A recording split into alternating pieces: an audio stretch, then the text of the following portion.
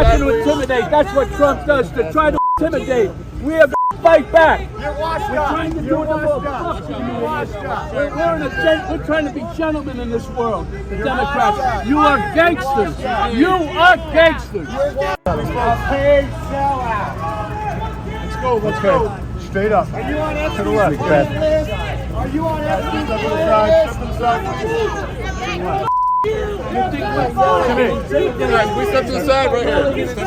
What happens when one of America's most iconic actors takes on one of its most controversial presidents on the global stage? Robert De Niro had no script, no rehearsals, just a mic at the Cannes Film Festival. His viral takedown went beyond insults, accusing Trump of being an enemy of art and warning of dangers to democracy. The best part? Trump's clumsy response only added to the drama. You won't believe the escalation this speech set off, and how De Niro flipped the narrative entirely. Before we move on, I will like you to subscribe to the channel and like the video. But the Cannes Film Festival isn't exactly the place you'd expect political fireworks, but Robert De Niro wasn't there to pull any punches. This wasn't just another fancy event where celebrities pat each other on the back. De Niro stood on that stage to accept the honorary Palme d'Or, one of the most prestigious awards in the film world, and he decided it was the perfect moment to do more than just thank his agent. Instead, he seized the opportunity to take a shot at someone he described without hesitation as a major threat to both democracy and the arts, Donald Trump. We've heard you talk about the former president. You have called him a fraud, a con artist. You've said he's a New Yorker like you, and you have watched this brand of BS. I think of how absurd it is. And this might be the one case where that could be it for him. It's a state case. He's sick. He is really, genuinely a sick person that somehow has been allowed into our system. The audience in Cannes was ready for a speech about cinema, maybe a nostalgic look back at De Niro's legendary career, but instead they got a fiery condemnation of Trump. De Niro didn't waste time warming up his words, calling Trump a Philistine president, basically someone who has no appreciation for culture or art. But it wasn't just an insult thrown out for shock value. He meticulously unpacked why he believed Trump has actively undermined the arts, accusing him of being not only indifferent to culture but hostile to it. And on a stage like Cannes, a gathering that celebrates creativity and artistic achievement, the weight of those accusations landed hard. De Niro's speech wasn't a scattered rant, it was calculated, with a historical edge that made it even more jarring. He compared Trump's tactics to those of historical figures like Hitler and Mussolini, leaders who famously used propaganda and authoritarian measures to control, limit, or outright destroy works of art that didn't align with their regimes. While these comparisons might sound extreme at first hearing, De Niro made the case that such patterns begin with subtle attacks on institutions. He pointed to Trump's public mockery of cultural grants,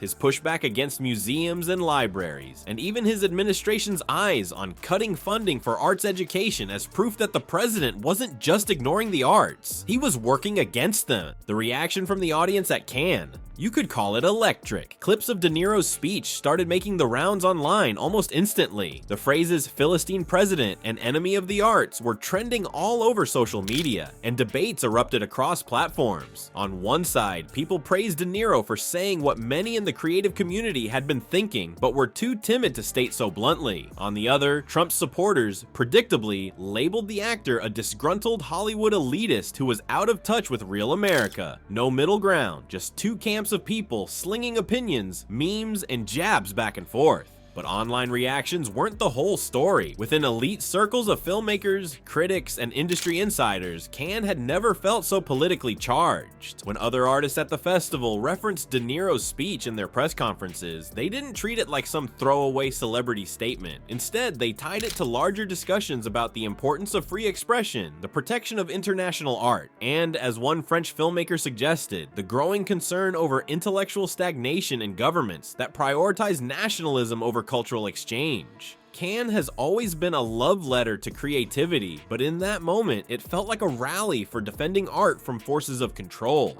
And then, of course, there was the inevitable anticipation for Trump's reaction. The man isn't exactly known for letting jabs roll off his back, especially when it comes from high-profile figures like De Niro. While some speeches fade into the noise of the endless outrage cycle, this one carried a weight that seemed impossible for Trump to ignore. After all, it wasn't just about Trump being called out, it was also a direct attack on his legacy, a critique that connected his presidency not just to incompetence, but to a deliberate dismantling of the creative spirit. De Niro's speech wasn't just an attack, it was a call to arms. By framing Trump as an anti-art figure, De Niro placed the president against not just one industry, but an entire global value, the belief that creativity is essential to human progress. He ended his statement by speaking directly to the artists and creators listening, encouraging them to keep using their voices even when it risks backlash. The room reacted with applause so loud it drowned out the end of his sentence. It wasn't just admiration they were clapping for, it was agreement. What made this moment stand out wasn't just what De Niro said, but where he said it. Cannes is more than a film festival. It's an international symbol of artistic freedom. By condemning Trump in that setting, De Niro's words carried a symbolic weight, amplifying their reach beyond movie buffs and tabloid readers to intellectuals, global citizens, and ultimately, voters. It wasn't just a poke at Trump, it was a challenge to his entire worldview, but here's the part no one saw coming: Trump's response. It didn't just fall flat, it went completely sideways. The exchange that followed turned this already electric moment into something unforgettable. De Niro's courage and sharp words were just the beginning. What happened next showed why calling someone a washed-up actor isn't always the move you think it is. When Donald Trump heard what Robert De Niro said at Cannes, he didn't wait long to fire back. In typical Trump fashion, he didn't bother addressing the actual points De Niro made about democracy, art, or culture. Instead, he went straight to insults, calling the two-time Oscar winner a washed-up actor. That's it. No discussion, no clever rebuttal, just those 3 words meant to brush De Niro aside as irrelevant. On paper, it sounds like a move straight out of Trump's usual playbook. Reduce the criticism to one personal attack and hope the conversation goes away. But this time, it didn't. Not even close. Trump's go-to strategy of name-calling works best when his target can't immediately fight back, or when they're unprepared to deal with his brand of dismissiveness. With De Niro, though, that approach failed spectacularly. For starters, calling the actor washed up felt like grasping at straws. De Niro is one of the most celebrated figures in Hollywood, with a career spanning half a century and a list of iconic roles that pretty much defined entire eras of cinema. It didn't take more than a glance at the public reaction to see the flaw in Trump's insult. Social media exploded with posts pointing out that De Niro had more brilliant performances in the 70s alone than Trump had successful business ventures across his entire life. Public commentators joked about how being a washed-up actor apparently included receiving Lifetime Achievement Awards at festivals like Cannes. In other words, Trump's attempt to undermine De Niro only shined an even brighter spotlight on how ridiculous his statement was. And De Niro? He didn't let the insult sit unchallenged. Instead of stooping to Trump's level with a quick retaliatory jab, De Niro turned the moment into the perfect opportunity to double down on his critique. He called Trump a gangster and expanded on that label, describing a leader who dodges accountability like mob bosses avoid subpoenas. The word gangster stuck because, let's face it, it's not exactly a stretch. De Niro brought decades of mob movie credibility to the insult, and Trump's behavior, evading responsibility, bending rules, and treating power like a personal weapon fit the comparison. It wasn't just a clapback, it was a carefully chosen word that said more than a dozen tweets ever could. The difference between De Niro's response and Trump's insult was glaring. Trump's words landed flat, coming across like the equivalent of calling someone a playground nickname. De Niro's, on the other hand, had depth. It wasn't just about name-calling, it was part of the same thoughtful critique he delivered on stage at Cannes.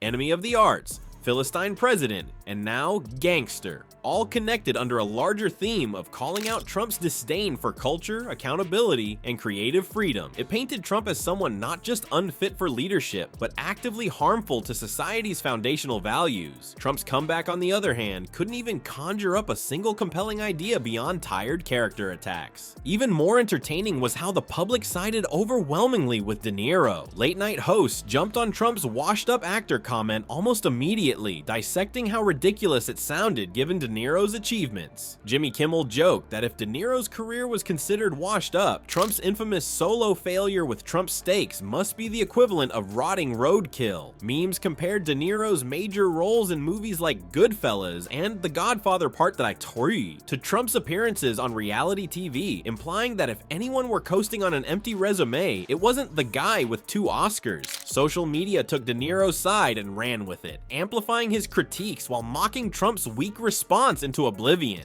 This wasn't just a bad look for Trump, it was a uniquely bad moment on a global stage. Normally, Trump's insults create the kind of spectacle that distracts people from the original criticism, but in this case, it backfired. Instead of shifting the conversation away from De Niro's points about democracy and culture, Trump's childish comeback actually brought those issues more attention. The words washed up actor became a laughable punchline, while De Niro's accusations about Trump's hostility toward the arts opened up further conversations. Artists weighed in with statements of support for De Niro, and more discussions popped up around Trump's track record of slashing cultural and educational funding. It was like Trump had gifted De Niro's speech an aftershock of relevance, with people now even more attuned to what he'd said.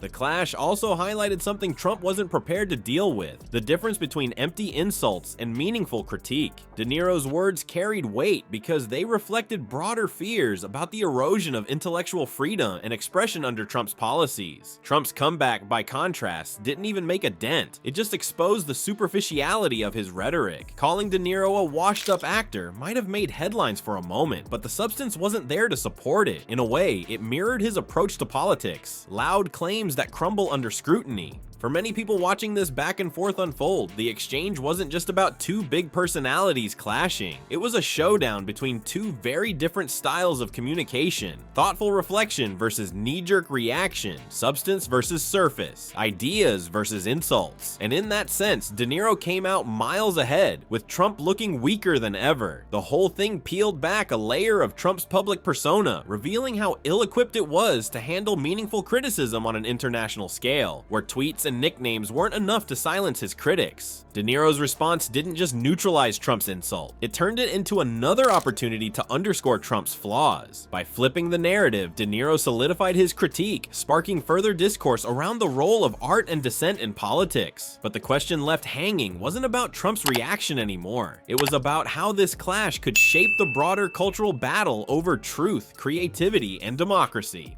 And it's not just about money either. Trump spoke dismissively about cultural institutions throughout his presidency. Public museums and educational projects became easy targets for his ridicule. He made it sound like spending money on these things was wasteful, a distraction from his so-called priorities. But De Niro's argument went beyond just defending art as entertainment. He painted a bigger picture. He pointed out that when leaders dismiss art, they're usually dismissing freedom of thought too, and history backs him up on that. He compared Trump to authoritarian figures like Hitler and Mussolini, leaders who used propaganda to push their narratives while shutting down voices they didn't like. The speech wasn't subtle, but it was specific. De Niro wasn't comparing Trump to these historical figures to be dramatic. His point was clear: there's a pattern here, and ignoring it is dangerous. Trump's disdain for critique goes beyond the arts, of course. We've seen it repeatedly. His administration clashed with musicians like Bruce Springsteen and Taylor Swift. Filmmakers called out his rhetoric. Comedians like John Oliver ridiculed him so often it was practically a segment in itself. Even authors weren't spared. Trump made a habit of calling any critique against him fake news, or accusing critics of being biased elites. And let's not forget the infamous feud with the cast of Hamilton when they respectfully asked Mike Pence to reflect on diversity and unity. Instead of engaging, Trump went after them on Twitter with his usual grievance-filled tirades. This pattern of lashing out whenever culture critiqued power isn't just a quirk of his personality, it's a deliberate approach to discredit voices that challenge him. But De Niro's speech wasn't really about Trump bashing for its own sake. It was about something bigger: the role that art plays in democracy. De Niro made all this crystal clear at Cannes. And it wasn't just Hollywood fluff. It was a full-throated defense of why art is vital to society. Now, the thing is, this debate didn't just hit Hollywood circles. De Niro's speech sparked conversations worldwide about the role of art in political fights. Think about it, Cannes isn't just an industry event, it's a celebration of creativity, independence, and internationalism. To hear De Niro hit the stage and say, essentially, art is freedom, and freedom is under attack, resonated far beyond the film world. Critics, academics, artists, and even regular people jumped into the debate. Some agreed, others dismissed De Niro as paranoid or out of touch. But one thing's for sure, it got people talking about something bigger than Trump alone.